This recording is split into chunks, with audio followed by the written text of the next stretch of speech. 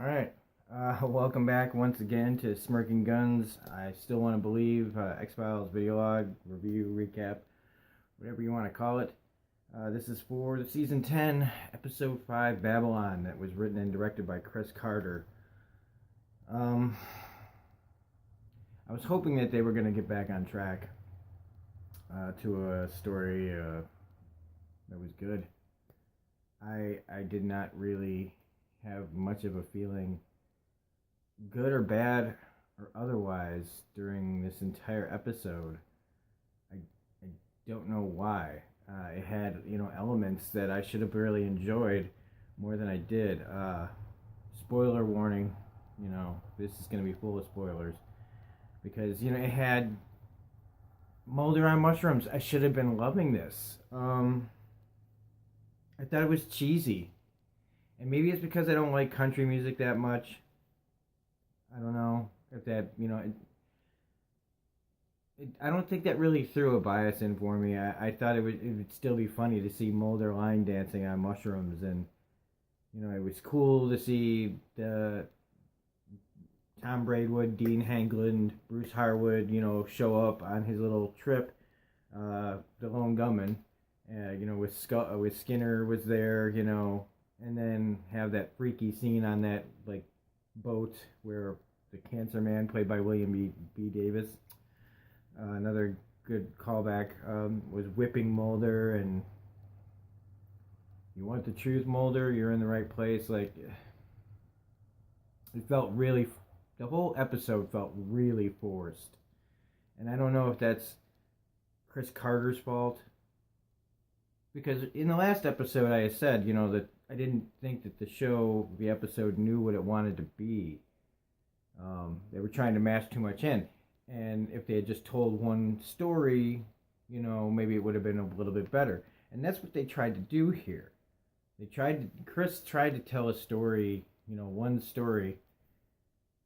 And I don't know if it was dated to me.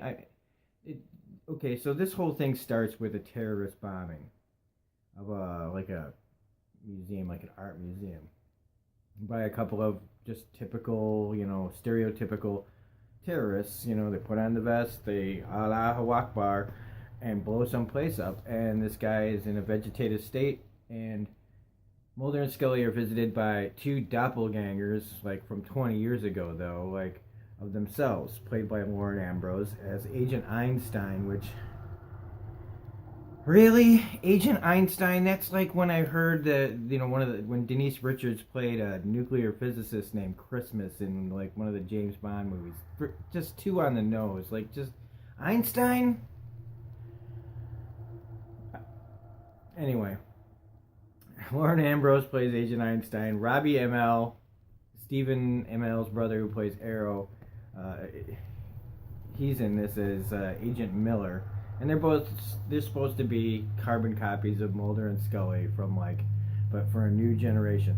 I was really worried when I knew that they were going to be on this show, that they were going to try to, maybe figure out if there was a market for these two as possibly a whole reboot of the show starring these two people. God, I hope not, because... if they were to try something like that, where basically another redhead doctor and another chiseled, handsome believer go just try to sell us on a new Mulder and Scully, literally because they're so similar characters. I need to stop going off on that tangent and get back to the story. I apologize. Let's just hope that doesn't happen. So anyway, they come in and Miller wants to communicate with this terrorist that's in a vegetative state, and he comes to Mulder and Scully to see if they can help him. And of course, Agent Einstein, being the skeptic, is like, this is all ridiculous, just like Scully would have in the back in the day. And pretty much, Mulder says what Mulder would say, and Scully says what she would say, and, they both tend to agree with the person that they're like.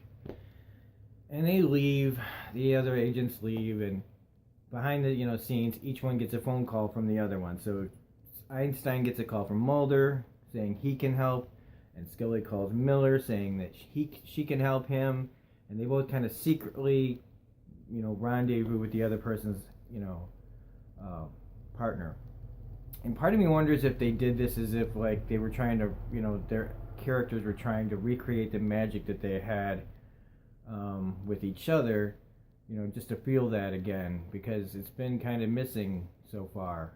And so with Scully, hanging out with Miller, it's, her trying to show something to Mulder, like she would have shown Mulder back in another episode, and Mulder trying to show Einstein something to like make her like open up her mind, like an old Xfiles where he tried to open up Scully's mind. I get it. It just, I've already watched 10 seasons now of Mulder and Scully. I don't need to see them pretend to be, show these other people how to be Mulder and Scully. That being said, they go. She takes Miller to the hospital to try to use this scientific-based way of communicating with this terrorist, and Mulder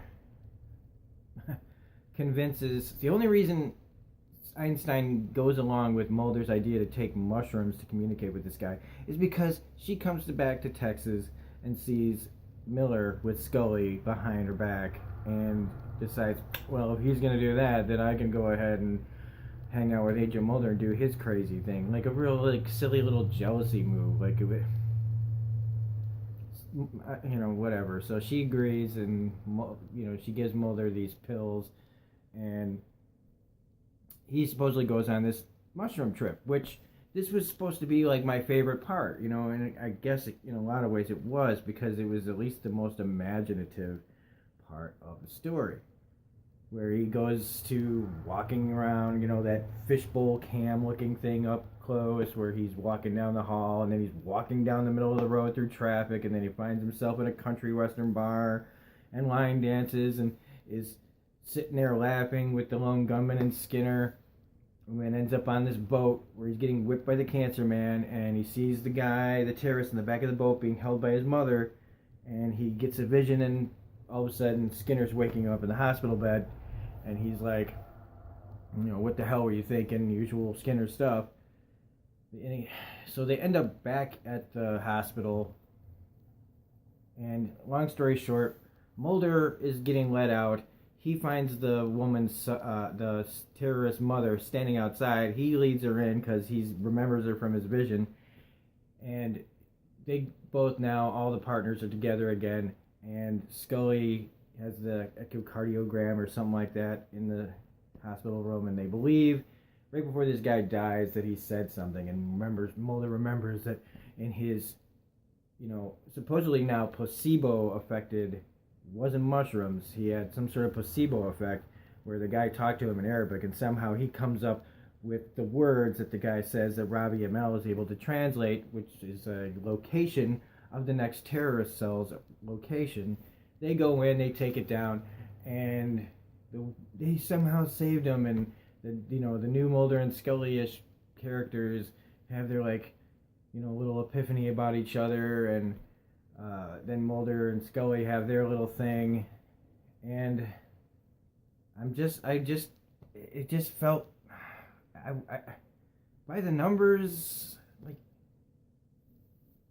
it just, again, there's only 6 episodes of this thing, so it could have been a lot better. The way I'm describing it, some people are like, wow, this sounds like a great episode. And it should be a great episode. Maybe Chris Carter is, not as good as he used to be. Maybe it's been too long since he's taken a walk down here. But he did write and direct the very first episode of this, and that was good. Something about it just didn't sit well with me. So this is my least favorite episode now. Even the last episode, to me, was better than this. And this had elements that should have had me going, yes. But it didn't. So there's only one more episode left, My Struggle Part 2. I've seen the promo. It looks crazy. And they're only calling it a season finale, which leads me to believe that this show, at least in a limited run, will be back again. So I hope they somehow pull it out. This was disappointing. I didn't hate it. It was still Xfiles. The worst Xfiles is better than a lot of the, best of some other crappy shows. So anyway, I'll be back next week for this video, for My Struggle Part 2. I'll be making other videos. My Better Call Saul one should be coming out, and some more game broadcasts, Wolf Among Us I'm doing, and Game of Thrones probably, and probably another episode of Tales from the Borderlands. So tune in to that. Like and subscribe if you like this. And, even if you don't, just subscribe. No, I'm just kidding. Don't do anything you don't want to do. Otherwise, yeah, we'll see you next time. Bye.